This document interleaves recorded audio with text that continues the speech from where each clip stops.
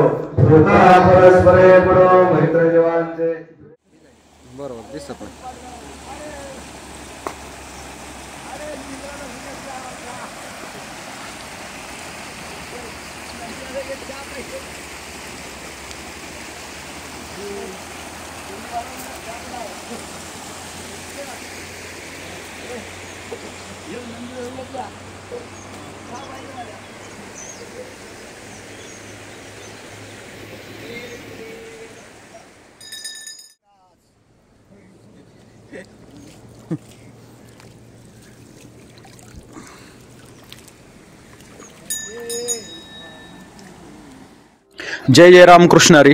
जय रामकृष्ण. तर महाशिवरात्री निमित्त व महाराष्ट्रभर शंकरांच्या मंदिरात म्हणा किंवा शिवालयात म्हणा वेगवेगळ्या प्रकारचं सप्त्याचं आयोजन केलं जातं आणि त्याच निमित्ताने इथं श्री क्षेत्र काळुसगाव संगम म्हणण्याचं कारण दोन नद्यांचा संगम या ठिकाणी आणि त्याच्यात भीमा आणि बामा आणि त्याच्याच तीरावरती हे वसलेलं हे शिवालय आणि अत्यंत पुरातन असं संगमेश्वर महाराजांचं मंदिर आहे. तर हेच आपण महापूजेपासून सकाळी पहाटे काकड आरती तसेच वेगवेगळ्या प्रकारचे अभंग हे सगळं शूट घेतलेलं याच्या आधी आपण ते दाखवतोय आणि ह्या मंदिराचा संपूर्ण इतिहास हे इथले ग्रामस्थ मंडळी आहेत त्यांच्याकडनं जाणून घेणार आहोत. सर्वप्रथम नाव सांगा. सुभाष साहेबराव पवळे. बरं, हे मंदिर कधीपासून आहे इथं? म्हणजे पुरातन इतिहास शिवकालीन मंदिर आहे. आता यापैकी कोणालाच तसं आठवत नाही पण खूप जुनं मंदिर आहे. या ठिकाणी इथून 9 किलोमीटरवर माऊलीची निवन समाधी आहे. संजीवन समाधीच्या पंचक्रोशीमध्ये 108 जी शिवपीठ आहे त्या 108 शिवपीठापैकी हे शिवकालीन मंदिर आपलं संगमेश्वराचं आहे. तर या ठिकाणी भीमा आणि भामाचा संगम झालेला आहे, म्हणून संगमेश्वर संगम झाल्यामुळे संगमवाडी नाव पडले. आता संगमवाडी हे पुरातन मंदिर असल्यामुळे यापैकी कुठलाच या ठिकाणी पूर्वी माहिती नाही, परंतु खूप महात्मे या ठिकाणी येऊन गेलेले आहेत. काही महात्म्यांच्या समाधी सुद्धा या ठिकाणी आहे. तर या ठिकाणी मंदिराचा जीर्णोद्धार आता गेल्या 15-20 वर्षापासून झाला. जुनं मंदिर होतं छोटंसं, त्यानंतर पूर्वीपासून काकडा आरती व्हायची, पूर्वीपासून देवपूजा व्हायची, परंतु इथला परिसर थोडा विकसित नसल्यामुळं जाण्याची खूप अडचण होती. आता नव्यानेच पूल झाल्यामुळं या ठिकाणी जीर्णोद्धार झाला. जीर्णोद्धार झाल्यानंतर भावी भक्त अनेक यायला लागले. आता कार्तिक वारीला अनेक भावी भक्तांच्या दिंड्या या ठिकाणी येत असतात, वारकरी या ठिकाणी येत असतात, संगमेश्वर आंघोळी करून दर्शन घेऊन त्या ठिकाणी जात असतात. म्हणून हे खूप जुनं मंदिर आहे आणि हे अतिशय म्हणजे जागृत देवस्थान आहे. साधारण जुनं पद्धतीचं काम कसं होतं मंदिराचं आणि आता नव्याने किती वर्ष झाली? जुनं कौलरू मंडप होता आणि गाभारा तोच आहे. आम्ही फक्त आता पुढचं मंडपाचं जे जीर्णोद्धार केलाय, बाकी मंदिर आहे तसंच आहे. परंतु ज्यावेळेस आम्ही मंदिराचं काम चालू केलं त्यावेळेस इथं पूर्वी लोक सांगायची की या पूर्ण भीमा आणि भामेला मोठा पूर यायचा आणि देवाला मंदिराला सगळा वेळ पडायचा पुराचा. तर या ठिकाणी आम्ही ज्यावेळेस काम सुरू केलं त्यावेळेस पलीकडं ज्यावेळेस मशीन लावलं त्यावेळेस अख्खी वाळू निघाली खाली, म्हणजे त्याच्यामध्ये वाळू वगैरे होती. म्हणजे याचा अर्थ इथून नदी सुद्धा वाहत होती असं. आणि पूर्वीचे लोक खूप सांगतात की हे खूप जागृत देवस्थान असल्यामुळं अनेक महात्मे या ठिकाणी यायचे. आता आमचे कुशालगिरी बाबा आहे, गेले 10-20 वर्षापासून या ठिकाणी आहे आणि अतिशय मनोभावे भगवंताची पूजा करतात. पहाटे 3 वाजता उठून गार पाण्याने आंघोळ करायची आणि देवपूजा करायची आणि सर्व ती व्यवस्था सगळं बाबा पाहतात. बाबाच्याच मार्गदर्शनाखाली आम्ही या ठिकाणी सगळं काम करतोय. त्यामुळं खूप त्यांचं आम्हाला मार्गदर्शन लाभतं, आशीर्वाद लाभतो. साधारण पुराचा उल्लेख केला तुम्ही, येत्या 10-20 वर्षात आता रिसेंटली म्हणजे मागच्या काही तसा अनुभव आला की काही इथपर्यंत पाणी लागलं नाही? आता हे आता पाणी आलं होतं, पण पाणी 97 साली पुलावून पाणी गेलं, याला टाकलं होतं. हे याला टाकलं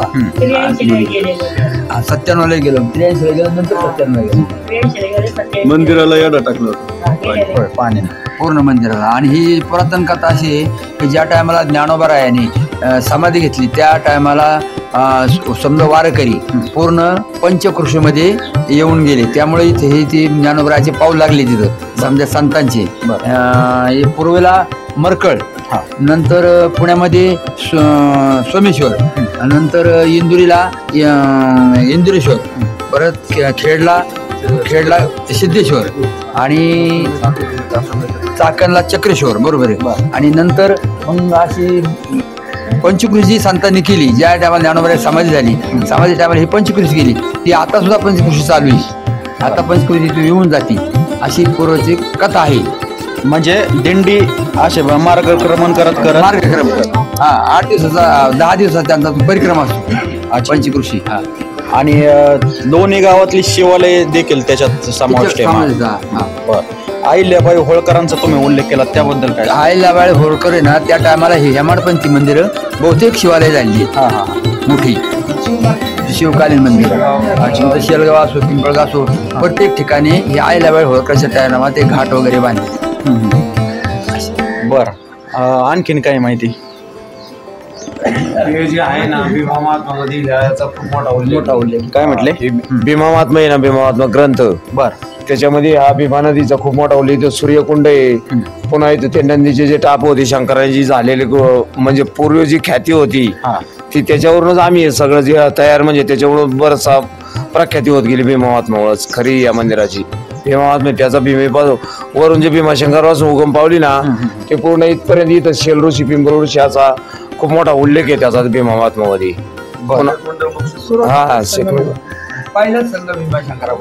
अच्छा. आणि वर्षभरात इथं काय काय उत्सव साजरे केले जातात ह्या मंदिरात?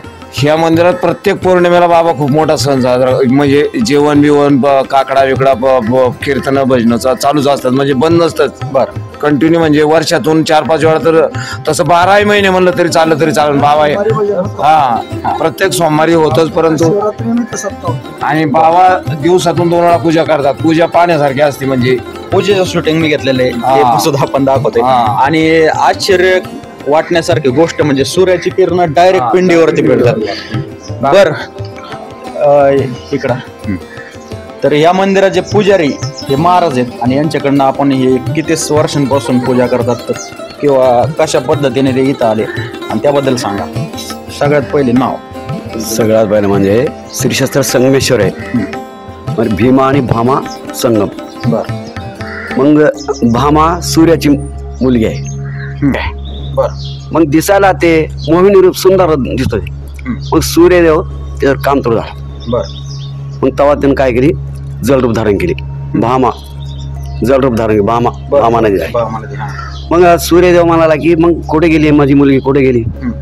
मग तेव्हा बृहस्पती गुरु दैवता सर्व दैवाचा गुरु बृहस्पती, अनेक दधीचे ऋषी, ब्रह्मदेव सर्व तारे मग त्या संगमावरी अभिषेक केले. बर हा महामारा शिवाजी ठेवले तिथं सापले तिथं अभिषेक केले. अच्छा. मग सूर्य उदयाच्या पहिला मग तिथं सूर्यतीर्थ म्हणून नाव पडलं त्या स्थानाला. त्या स्थानाला. सूर्याला जो दोष लागला हा. होता, सूर्याला जो दोष लागला लेकीचा, तो त्यांच्या गुरुने सांगितलं की ह्या भीमाभावा संगमावर तुम्ही स्नान केल्याशिवाय तुमचा दोष मुक्त होणार नाही तुम्ही. म्हणून इथं सूर्यकुंड आणि अशी 5 कुंड आहेत. मोक्ष मिळतो तिथं आंघोळ केल्यावरती, स्नान केल्यावर. स्नान केल्यानंतर. बरं तुम्ही किती वर्षांपासून सेवा करताय. आम्ही आता 12 वर्ष होऊन गेलं. 13 वर्ष चालू आहे. बर सकाळी रोज किती दिवसातून किती वेळा पूजा असते. दिवसा काय संध्याकाळी सकाळी 2 टाइम पूजा असते. मग आता 4 महिने आमचं चतुर्मास राहते. बर आषाढी ते कार्तिक 4 महिने उपवास. बर मग फक्त फळाहार फळाहार म्हणजे ग्रंथ वाचन सर्व चालते 4 महिने. अच्छा. आणि हे महापूजा, पूजा आणि महापूजा याच्यात फरक आहे. तर महापूजा ही श्रावण महिन्यातल्या सोमवारी आणि महाशिवरात्रीला. या व्यतिरिक्त कधी महापूजा असते. तसे विधीला भरपूर होते. ब्राह्मण लोक येऊन आहे ना इथं त्यांचे जे विधी असतात ना, नागबली काय बली, तर ते विधी भरपूर इथं असतात. अच्छा. रोज 1-2 तरी विधी चालू असतात तिथं. अच्छा. एकंदरीतच शैव संप्रदायाच्या मंदिराला वैष्णव संप्रदायाचा इतिहास आहे. आणि हे इथून जाणारा पुण्याकडे जाणारा रस्ता आहे. आळंदी तीर्थक्षेत्र आळंदीकडे, इकडे पिंपरी चिंचवड चाकणकडे जाणारा रस्ता आहे. आणि इकडे शिक्रापूर नगर हायवेकडे जाणारा रस्ता आहे. आणि त्याच चौकात, अगदी त्या चौकातच्या पुलावरूनच हे मंदिर दिसतंय. पण याच्यानंतर आपण लगेचच नदीचा परिसर दाखवतोय, तो देखील पाहू. जय रामकृष्ण रे.